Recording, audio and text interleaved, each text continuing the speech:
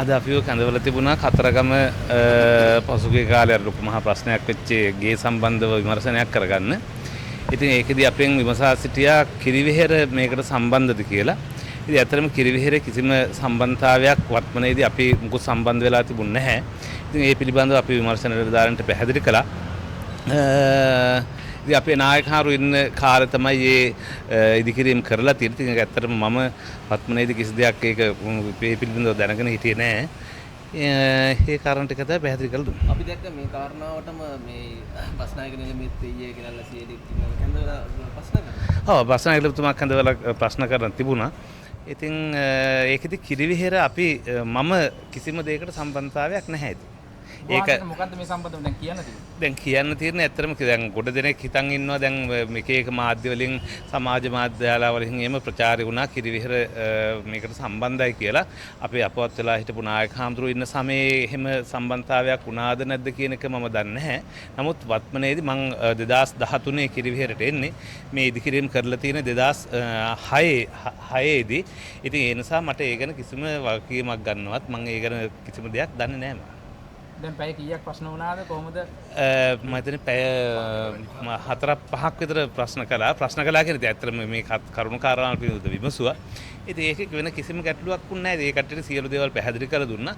අපිට යතුරු වගේක් පහුගිය දවසක බාර දීලා තුනා. ඒ යතුරු සියල්ලක්ම මෙහාට බාර දුන්නා. නැවත කිසිම සම්බන්ධතාවයක් ඒ කියන්නේ කිරිවෙහෙරේ වත්මනේදී මගේද නැහැ කියන එක මම කට්ටියට පැහැදිලි කරලා දුන්නා. මේක සාක්ෂි ලබා දීම සිදු කරේ දැන් මේ දෙවෙනි වරටද CID වලට පැමිණෙන්නේ? නෑ දෙසරයක් ඒ කට්ටිය කතරගමට ඇවිල්ලා අපෙන් සාක්ෂි සටහන් කරගත්තා. මේ තුන්වෙනි එක.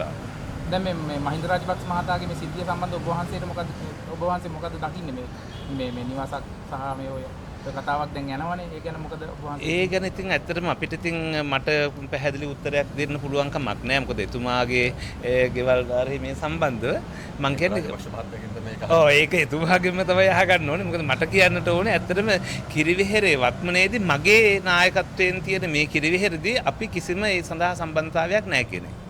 දැන් අද දහවල් දාණය කොහොමද? දහවල් දාණය අපිට ලැබලා දුන්නා. CID එකෙන් දුන්නා. CID එකේ දාණයක් දුන්නා.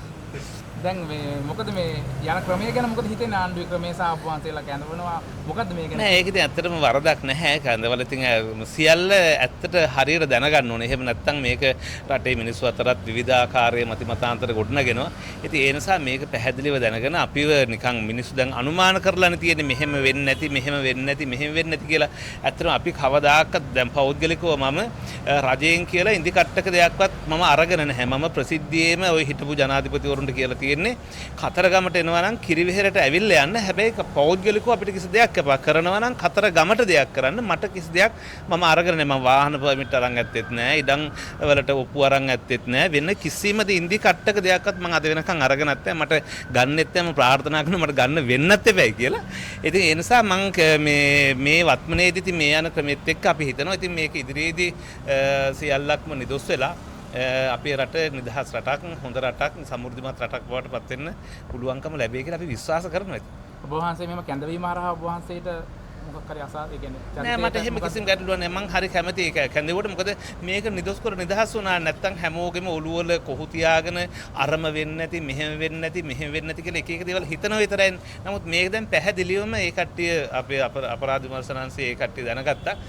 මේකෙදි කිසිම මොනෑම් ආකාරයකින්වත් අපේ සම්බන්ධතාවයක් නැහැ කියලා. ඉතින් ඒක මනසට ලොකු නිදහසක් නැත්තම් මටත් ඔලුවට මහ බරක්. ඉතින් ඒ නිසා තමයි අපේ මෙතුමත් සම්බන්ධ කරගෙන අපේ හාමුදුරු සම්බන්ධ කරගෙන මේ ඇවිල්ලා කතා කරන්නේ. යලිත් කැඳවීමක් නැහැනේ. නෑ නැවත කැඳවීමක් නෑ. ඔව් නීතිඥ අපේ අමිල නාවලගේ මහත්මයා තමයි අපි සමග දැන් වැඩ කටයුතු කරන්නේ. ඉතින් එතුමාත් මේකට සම්බන්ධ කළා. එතුමා මට අවශ්‍ය කරන නීති උපදෙස් ටික ලබලා දුන්නා. මෙහෙම අපි ගිහිල්ලා හාමුදුරනේ කතා කරමු කියලා. ඒ හින්දා ඉතින් කිසි ගැටලුවක් නෑ. අපේ හැමතැනම මේ දේශබන්දු දෙන්නකොන් මහතා ගැනත් විමසුවද? නෑ දේශබන්දු දෙන්නකොන්ගේ මහත්මයා ගැන විමසුවෙත් නෑ. ඇත්තටම මම ඒ පිළිබඳව කියන්නේ කිසිම දෙයක් දන්නේ නෑ. මේ බස්නායක නිලමේ ගෙදරත් හදිස්සියේ මේ මාලින්බඩ නිවස ඔව් එහෙම කරා කියලා මට ආරංචියක් ආවා. නමුත් ඒ පිළිබඳව ඉතින් ඇත්තටම මට කතා කරන්න දෙයක් ඇත්තෙත් නෑ. මම මේ පිළිබඳව දන්නෙත් නෑ.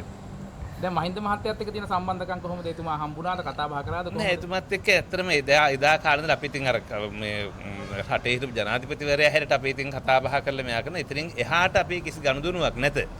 සාමාන්‍ය මට්ටම. ඉතින් එයාත් රටේ හිටපු ජනාධිපතිවරයෙක් අපි කතා බහ කරනවා. අපිත් ඉතින් අර කිරිවිහෙර නායක හාමුදුරු හැටියට.